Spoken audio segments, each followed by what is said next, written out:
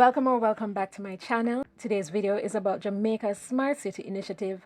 I really loved your response to the last video about Jamaica becoming a global logistics hub. Very interesting discussion going on in the comment section of that video. In today's video, we will explore the ways in which Jamaica is striving to create a sustainable future by incorporating smart city technology and strategies.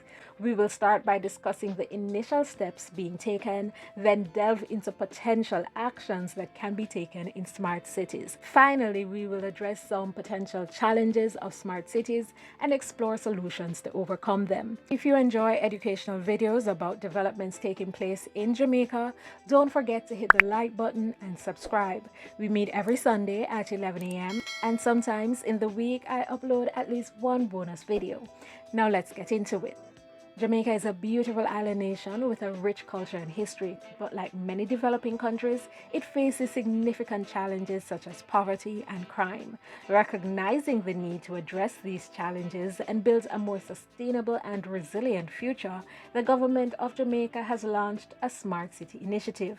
But first, let's learn how smart cities work. The Internet of Things. Now, one key component of any smart city initiative is the use of Internet of Things, IoT devices, to collect data on various aspects of the city, such as traffic, weather, and energy usage. This data is then analyzed to identify patterns and trends that can be used to improve services and make the city more efficient. Now, let me go into greater detail on what the Internet of Things is. So the Internet of Things is a system of interconnected devices that are able to communicate with each other and share data over the internet. Now think of it like the city being a house, and then all the devices within the house are connected to each other. So they communicate with each other and share information much like we do over the internet. These devices can be things like smartphones, smart thermostats, security cameras, or even something as simple as a light bulb. These devices all have internet connectivity built in, which allows them to communicate with each other and share data. These connected devices can share data about the temperature, for example, and respond accordingly. So your smart thermostat is connected to a smart air conditioner. The thermostat can send a message to the air conditioner telling it to turn on or turn off depending on how hot or cold the air is. And the air conditioner can send back a message confirming that it has done so. Or when your alarm goes off in the morning, the IoT can sense that and turn on the water heater or the kettle. Seems convenient, doesn't it? So you see how it can be convenient in your home. Now just employ that to the city. So in a city, the Internet of Things network can include things like vehicles, traffic lights, buildings, and other objects that are embodied with sensors, software, and connectivity, which enables these objects to collect and exchange data. In a city, IoT technology can be used in a variety of ways to improve the quality of life for citizens and make the city more efficient and sustainable. IoT technology can be used to improve public safety. For example, smart cameras can be installed throughout a city to monitor for potential criminal activity and alert the police to potential problems. As a matter of fact, according to this Gleaner article, Smart Cities to Boost Crime Fighting, that's one of the main reasons that the Smart City Initiative will be implemented in Kingston, Jamaica. Here's a quote from the article. Jamaica's runaway crime has served as impetus for the full transformation of Kingston into a smart city, fueling high expectations that heavy investments in information and communication technologies will deliver positive results. Smart cities will help with crime.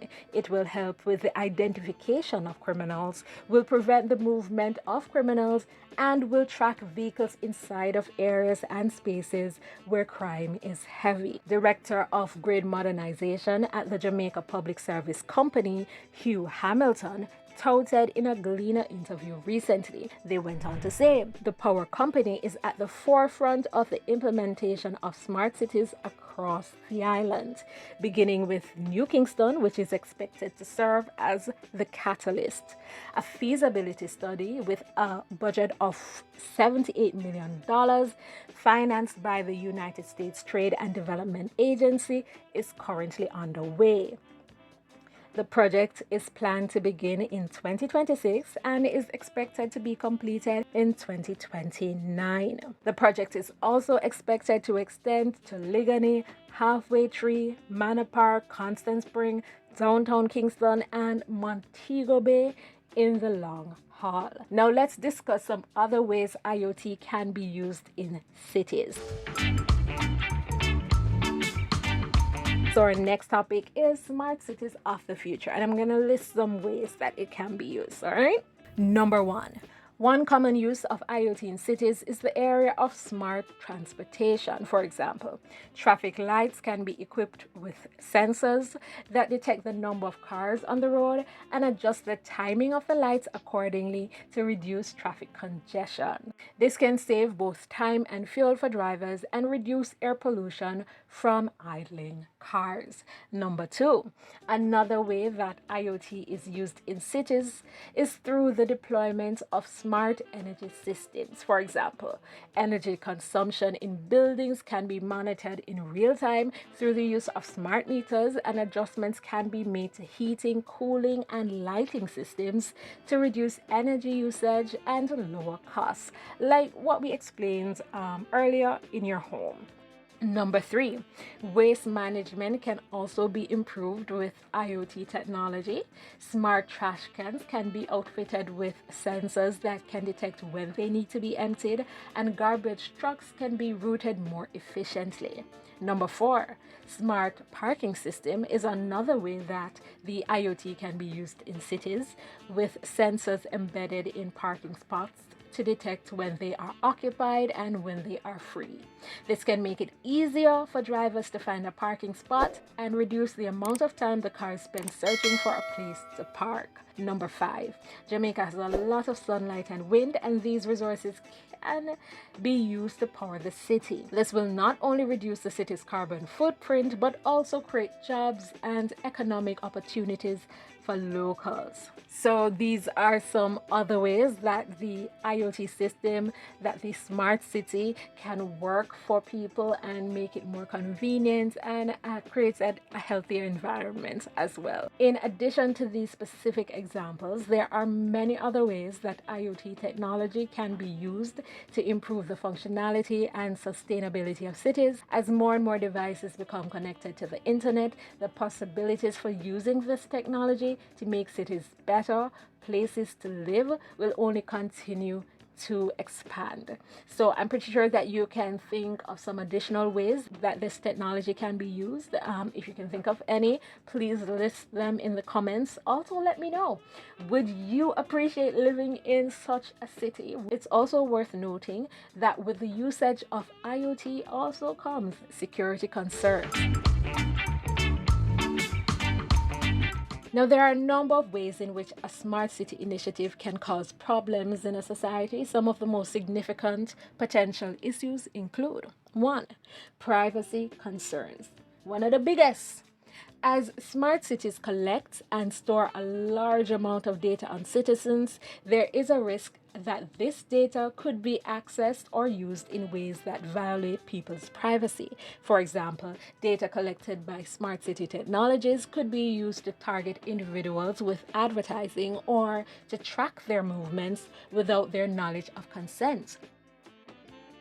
Number two, cybersecurity risks. With the increasing reliance on technology in smart cities, there is a greater risk of cyber attacks that could disrupt critical infrastructure and services. This could cause widespread disruption and harm and make it difficult for citizens to access essential services. Number 3, disruption of traditional industries. As smart cities make use of new technologies, there is a risk that they could disrupt traditional industries such as transportation or retail. This could lead to job losses and economic hardships for people working in these industries.